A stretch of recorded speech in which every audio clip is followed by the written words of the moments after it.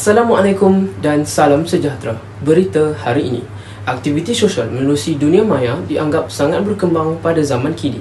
Dunia maya atau internet adalah rantaian informasi internasional terbesar di dunia yang dapat saling bertukar informasi dan berhubung maupun berada beribu batu jauhnya.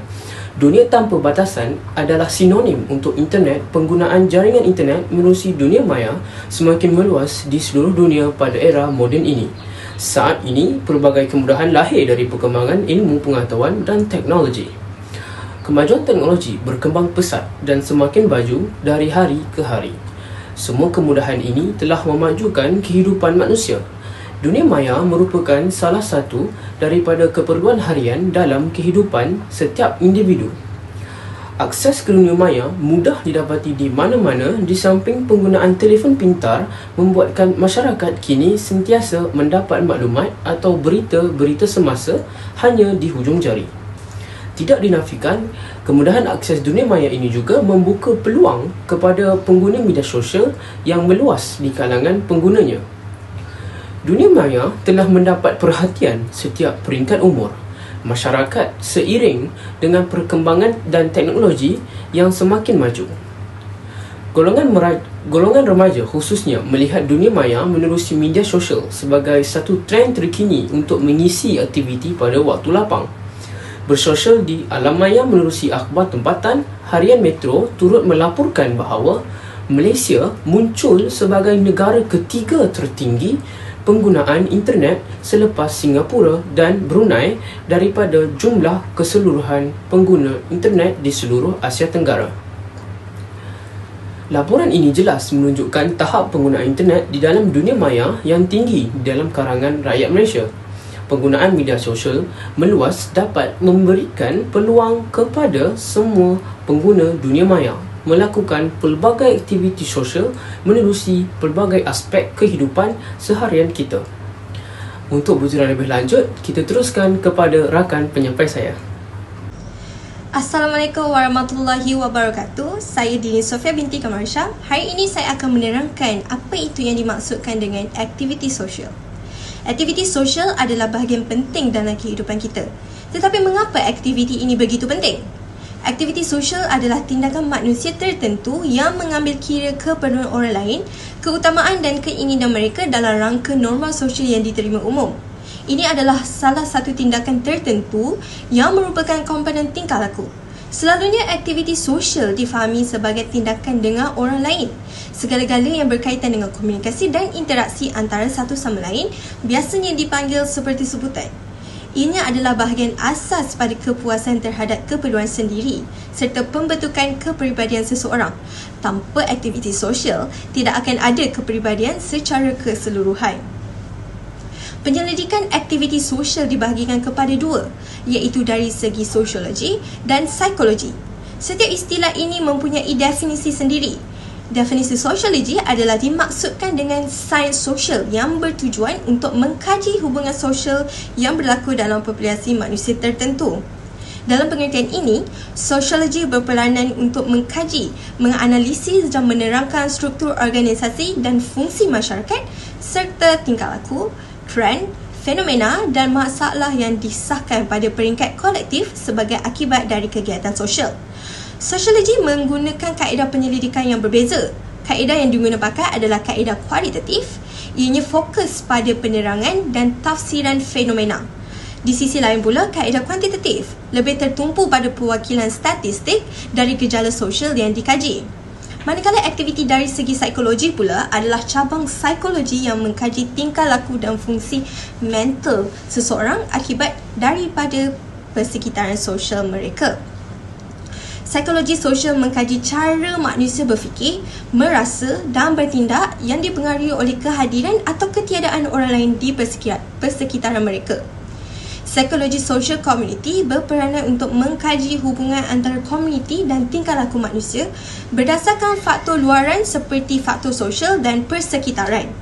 Begitu juga psikologi sosial komuniti, campur tangan dalam pencegahan masalah psikososial dan meningkatkan perkembangan manusia dengan memperkuatkan komunitinya. Itu sahaja daripada saya. Sekian, terima kasih. Assalamualaikum warahmatullahi wabarakatuh. Saya Fatin Nur Emilia binti Azizul Hisham ingin menerangkan contoh aktiviti sosial dalam dunia maya. Aktiviti sosial di dalam dunia maya dari aspek sosial dalam kehidupan seharian yang dapat memberikan manfaat. Sebagai contoh, media sosial banyak memberi kebaikan kepada pengguna internet melalui media sosial. Antara kebaikan yang boleh didapati daripada media sosial iaitu Facebook, Instagram dan Twitter adalah ia boleh dijadikan sebagai medium untuk mencari rakan lama yang terpisah dan kembali berhubung semula. Selain itu, media sosial juga dijadikan sebagai medan untuk perkongsian ilmu atau mendapat maklumat yang bermanfaat bersama rakan-rakan media sosial yang lain. Seterusnya, aktiviti sosial dalam dunia maya juga berperanan untuk menjadikan medan atau ruangan yang sangat penting bagi usahawan untuk memasarkan produk jualan atau perkhidmatan yang ditawarkan secara dalam talian. Dengan cara ini, ia memberikan kelebihan kepada usahawan atau beroperasi atau menjalankan perniagaan dari rumah atau di mana saja. Memandangkan bidang perniagaan masa kini telah berkembang selaras dengan arus perkembangan dunia cyber tanpa sempadan yang tidak memerlukan usahawan mempunyai kedai secara fizikal untuk berniaga. Di samping itu, aktiviti sosial di dalam dunia maya juga dilihat sebagai alat untuk menyampaikan berita secara tepat dan pantas. Ini dapat dilihat apabila kebanyakan surat khabar utama negara seperti berita harian, utusan, harian metro dan sebagainya mempunyai akaun Facebook, Twitter dan lain-lain yang digunakan untuk menyampaikan berita kepada para pembaca secara dalam talian. Akhir sekali, memudahkan urusan seharian pengguna dari aspek kehidupan seharian apabila kebanyakan urus niaga sama ada pembelian barangan atau urusan perbankan dapat diuruskan melalui dalam dunia maya. Pengguna tidak perlu bersusah payah untuk keluar dari rumah masing-masing untuk beratur dan sebagainya. Ini amat menjimatkan masa pengguna. Assalamualaikum warahmatullahi wabarakatuh. Saya Muhammad Dini Ibran bin Muhammad Safan.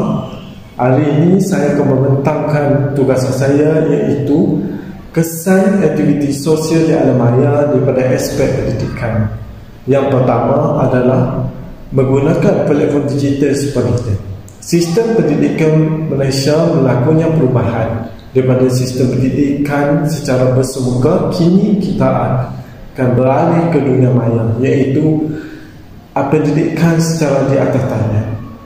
Yang kedua adalah mampu mengubah pelajar dalam urusan mengulang kaji pelajaran secara efektif dan teratur. Ulang kaji pelajaran dapat dilakukan dengan berbagai sistem yang terkini seperti platform Google Meet dan Zoom. Para pelajar boleh mengulang kaji pelajaran menggunakan sistem ini dan mampu menggunakan keseluruhan antara pelajar dan guru. Oleh itu, mereka lebih mudah untuk mendekati guru dan pelajar. Yang ketiga adalah aktiviti dan tugasan pelajar adalah dihantar dalam bentuk digital. Kini sistem pendidikan Malaysia melakukan perubahan. Mereka hanya perlu menghantar softkopi kepada para guru dan lecturer. Tidak perlu menghantar secara hard copy untuk secara bersemuka untuk aktiviti pelajaran ataupun tugasan yang diberikan. Kini segala aktiviti pelajaran dihantar secara tugasan yang berbentuk digital dan memudahkan para pelajar untuk menghantar tugasan yang diberikan. Seterusnya, saya akan kupaskan aktiviti sosial di alam maya daripada aspek ekonomi. Yang pertama adalah perubahan di sektor pekerjaan secara di alam maya. Oleh itu, sistem pekerjaan beralih ke alam maya dan tidak perlu ke pejabat. Kita boleh bekerja daripada rumah ke rumah dan tidak perlu bekerja ke pejabat. Ini dapat memudahkan usaha kita dalam aspek sosial ekonomi di alam. Contoh yang kedua adalah kerja tradisional juga akan berkurangan dan akan diganti dengan pekerjaan berteraskan teknologi disruptif. Ini kerana pekerjaan daripada pejabat tidak lagi di rumah. dan mereka perlu bekerja daripada rumah dan dapat melakukan segala tugasan yang diberikan di rumah sahaja. Seterusnya adalah pekerja hanya perlu menggunakan internet yang berada di rumah untuk di alam maya. Seterusnya, para pekerja hanya memerlukan menggunakan internet untuk berkoordinasi di alam maya sahaja. Mereka tidak perlu ke pejabat. Sebagai contoh, saya berada di London dan kawan saya berada di Malaysia. Mereka tidak perlu pergi berjauhan dan perlu melancong ataupun melawat ke London untuk urusan kerja. Mereka perlu berada di talian seperti Google Meet, Zoom untuk platform untuk mereka bekerja, dan mereka tidak perlu untuk pergi terbang jauh untuk pergi ke sana. Terusnya adalah perunding niaga dapat berbincang dengan antara satu sama lain menggunakan platform. Ini dapat menghormatkan masa antara satu sama lain dan memudahkan usaha mereka dalam mencapai sasaran yang ditetapkan oleh majikan objektif. Itu saja daripada saya untuk kupasan tentang kesan aktiviti sosial di alam maya daripada aspek pendidikan dan ekonomi.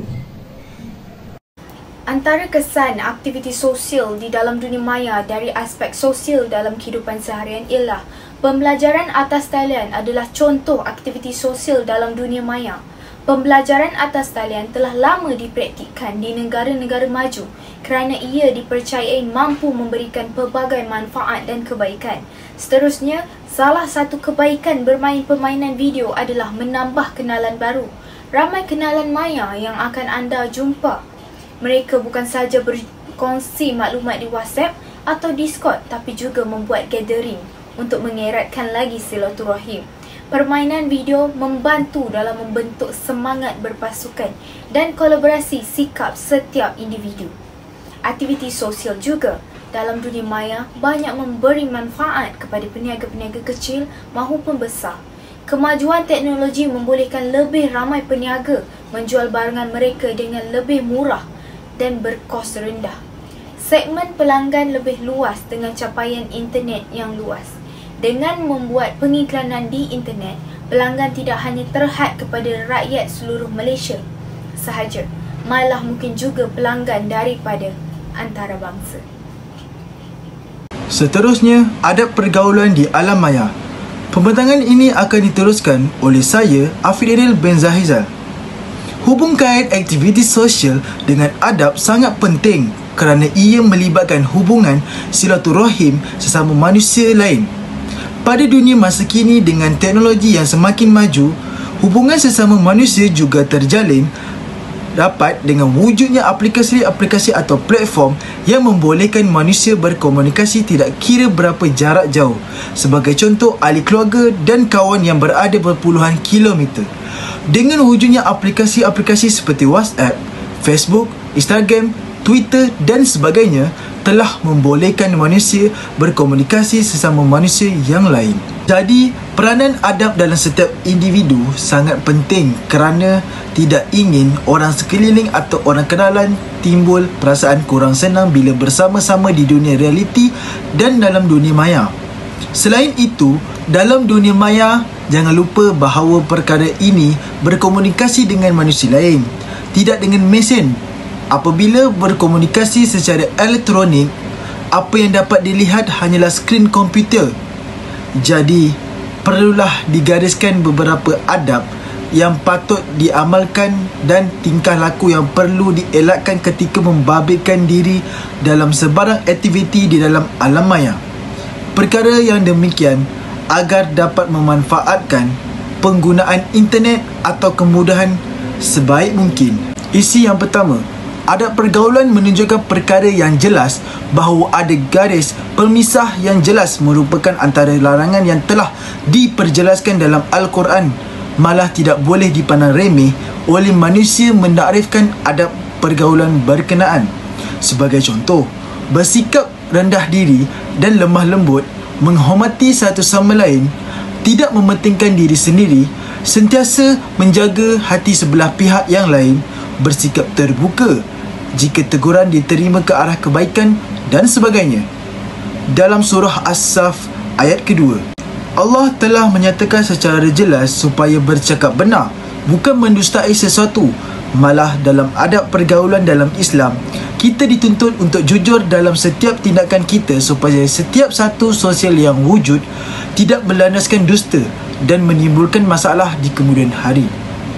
Begitu juga yang dianjurkan di dalam Al-Quran dalam surah At-Taubah ayat 119 seperti berikut.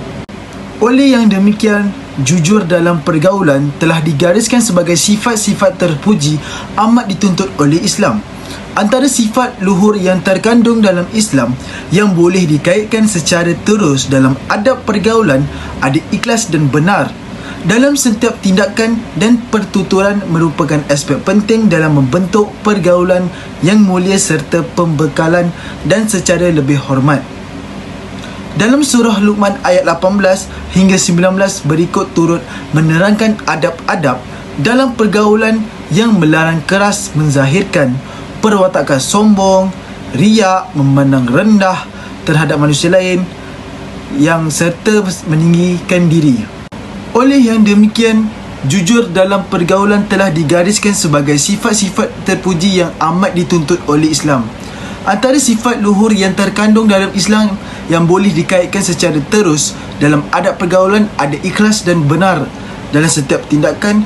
Pertuturan merupakan aspek penting dalam membentuk pergaulan yang mulia serta berkekalan dan secara lebih hormat. Dalam surah Luqman ayat 18 hingga 19 berikut turut menerangkan adab-adab dalam pergaulan yang melarang keras menzahirkan perwatakan sombong, riak, memandang rendah terhadap manusia yang lain serta meninggi diri. Isi yang kedua, adab aurat. Adab aurat perlu dititik beratkan juga dalam agama Islam kerana ianya melibatkan bukan mahram. Perkara ini dapat dilihat berkait rapat dengan adab pergaulan dalam Islam. Aurat dalam aspek utama yang dilihat dalam pembentukan diri dari segi zahiriah seseorang. Aurat secara dasarnya digariskan dalam Al-Quran berbeza dari lelaki dan perempuan, iaitu dengan batasan aurat pada lelaki adalah menutup antara pusat dan lutut, manakala aurat wanita dengan menutup seluruh badan kecuali muka dan tapak tangan. Namun, begitu batasan aurat bagi perempuan adalah berbeza mengikut individu yang berada di sekeliling mereka dengan penjelasan yang jelas dalam surah An-Nur ayat 31. Kesimpulannya, tidak kira di dalam dunia realiti atau mahupun di dalam dunia maya, adab sangat penting dalam setiap jiwa manusia kerana ianya melibatkan atau menggambarkan kepribadian diri kepada orang sekeliling. Aktiviti sosial dijalankan melalui dalam dunia maya perlulah bersama adab. Oleh hal demikian, kerana setiap aktiviti sosial secara maya akan melibatkan orang lain, Islam telah pun menggariskan peradaban sosial yang jelas, dan dalam kertas kerja ini telah menyatakan dua adab peradaban yang sosial yang ketara dalam jaringan sosial kini, iaitu adab pergaulan dan adab aurat. Akhir kata dari saya, Afidainil bin Zahizal. Terima kasih kepada Dr. Nur Syahira kerana sudi meluangkan masa untuk menonton atau melihat video daripada kumpulan kami.